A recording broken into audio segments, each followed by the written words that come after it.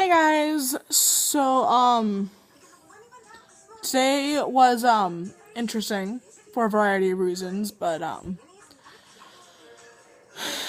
yeah, okay, so I'm going to start before school, again, like I did yesterday, okay, so last night I actually made my breakfast, which happened to be strawberries, some mixed nuts, and a piece of toast.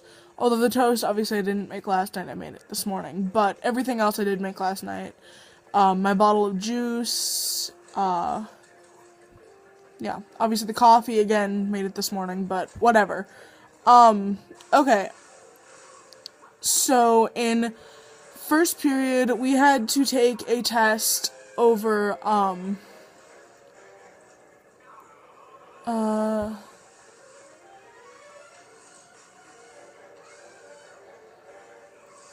immobilization of a patient in supine position, which is laying flat on your back. And it wasn't so hard. It had 14, quote unquote, steps. It wasn't bad at all by any means. It was actually pretty easy. And then those of us that did not get checked off on Thursday for, CPR and AED did get checked off today, myself included. I passed with a 17 out of 17, so I got a 100 on it. The tests aren't that hard because it's literally like you just have to remember what to do, and most of it's just common sense. Like for this, it was like BSI, is my scene safe? Were there any bystanders? Mine was he just fell out of the sky because they fell out of an airplane. So why not land in supine? Kill yourself. Psh. Anyway, obviously you fall out of an airplane, unless it's only like 2 feet above the ground, you're gonna kill yourself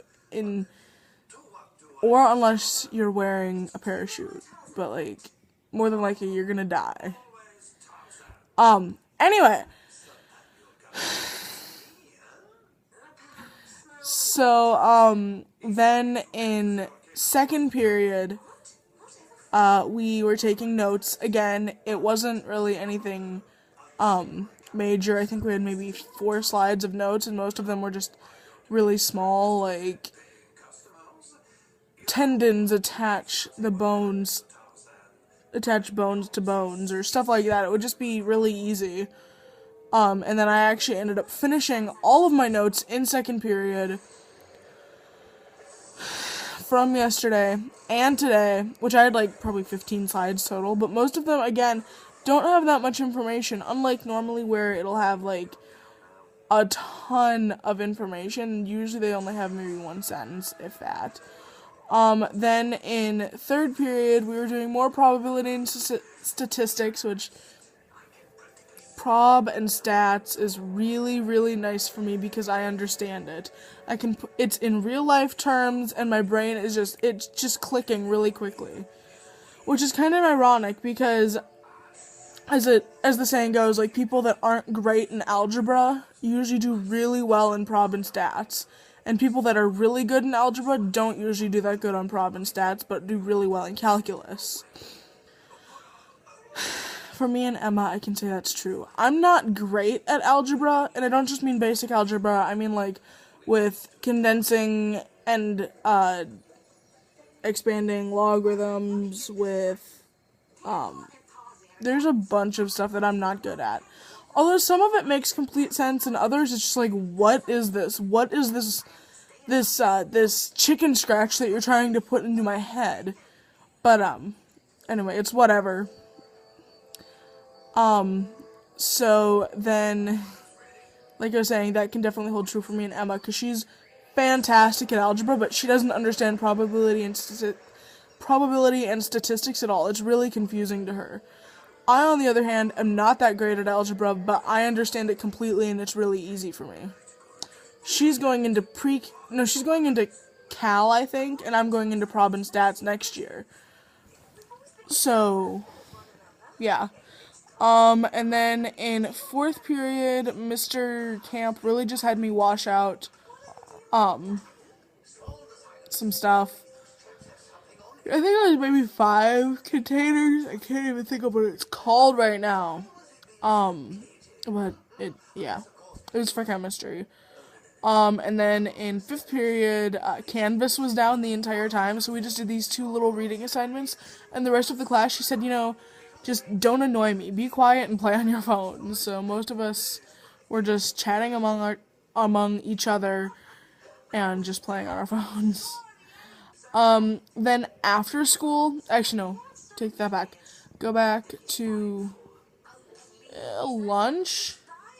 We have this thing called AIP, Academic Incentive Program, and those of us who are in AIP, like me, you get to register for your classes early, meaning you do it on the paper like everybody else, but that you also get to go into the computer and say, hey, okay, these are the classes I want, this is, etc., because you have to have 8 credits, and then 3 alternatives in 3, not 2, 3, in case your primary classes are not available.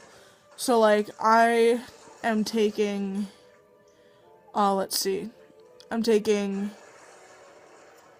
personal finance and economics. That's a requirement for seniors. Honors, prob and stats, and then CP English 12. Those are the last 3 courses I have to take. After those 3, I could be completely done with school and graduate early, but I don't want to. Other than that, I'm doing medical therapeutics, clinical internship, nursing education, honors chemistry 2, and peer tutoring. And then for my alternatives, I did clinical internship, because you can do it both semesters or you can do it 1 semester. Miss Miller's had people that have done it for 5 semesters, so it's just like, it depends on the person, because you have to apply to do it, and yeah. Anyway. I have clinical internship. I'm trying to think. Honors diagnostic medicine, and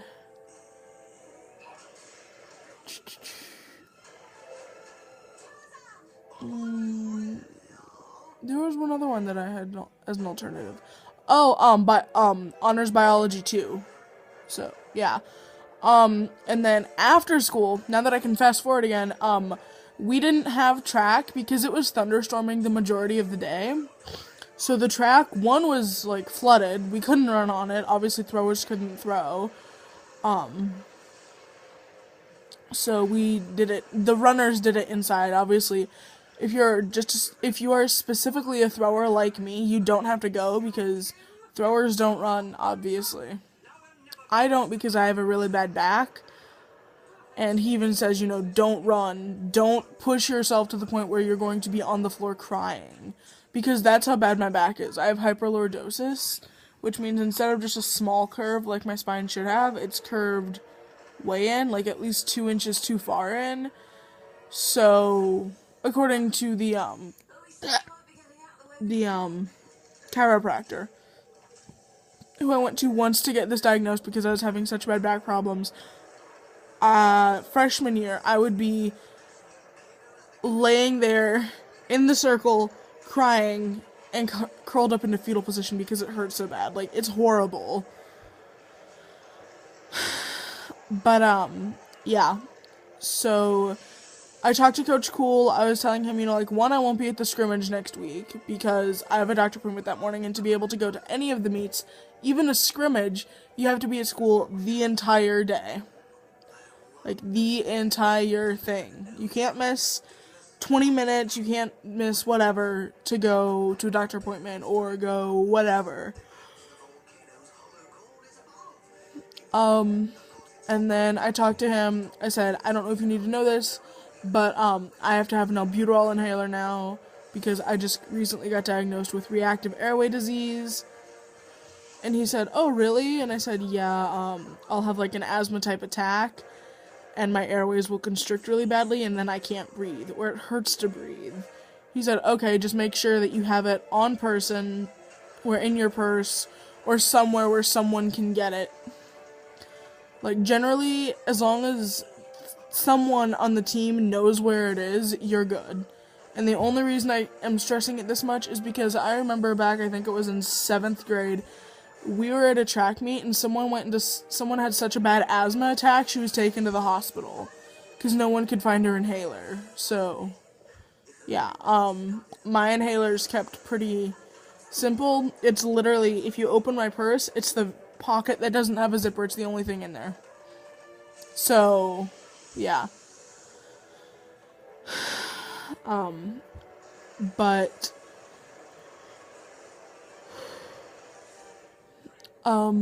yeah, so then I came home, I cooked dinner, and then I took Gigi up to the store. We got a few things. We got, mustard, ketchup, strawberry jam, ice cream cones, because that's how Gigi likes her ice cream. She has to have it in a cone. And ginger snaps, because Gigi looked up on the thing by the, on the counter by the checkout line. She said, "Oh, what's that?" And I said, "Ginger snaps." She said, "Oh, let's get some." So, because she really loves ginger snaps. So it's like, okay, let's get some. Why not? Either way, we stayed under $13, and yeah. And then we got lottery tickets. Well, she got lottery tickets. We were 1-7 off from winning all 3 of them. Because on one of them, it had a 7 on top, like a 5 and then another 7, and then a 7 over here, the 5, and then another 7. And you have to have 3 7s either diagonally or in a horizontal or vertical line, and it just, we were 1-7 off on every single one of those cards. One of them was for $77, one of them, the first one was for $77, the second was for $7,000, and the third one was for $17, so, yeah. And Gigi doesn't really get out much, because she doesn't go to the store very often, so, she likes to get lottery tickets on occasion. Anyway, then I came home, did homework, and, I just washed my face. I don't know if you can tell or not, but I've been breaking out a bit. Yeah, you can see it in my cheeks.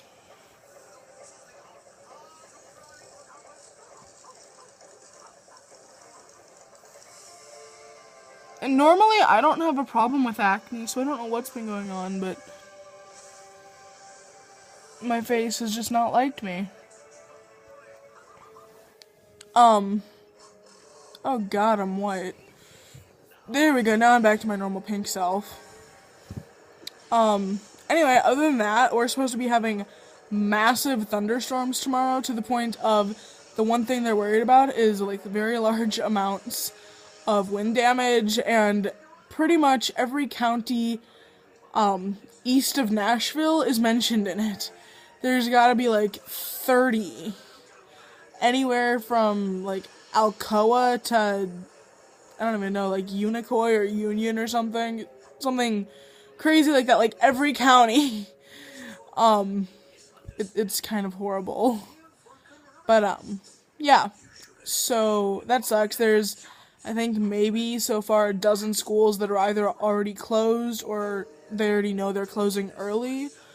I honestly wouldn't be surprised if we got a call in 3 hours, and it's probably 12:30 right now. If we got a call in 3 hours that said, due to severe weather, the school will be closed on Wednesday, the March 1st, 2017. Like, I honestly would not be surprised if we got that, or if, my second period teacher got an email saying, due to severe weather, the schools will be closed on, Wednesday, March 1st, 2017. It wouldn't be uncommon. But, yeah, anyway, I'm gonna go to bed, and I guess I will just talk to you guys later. See ya.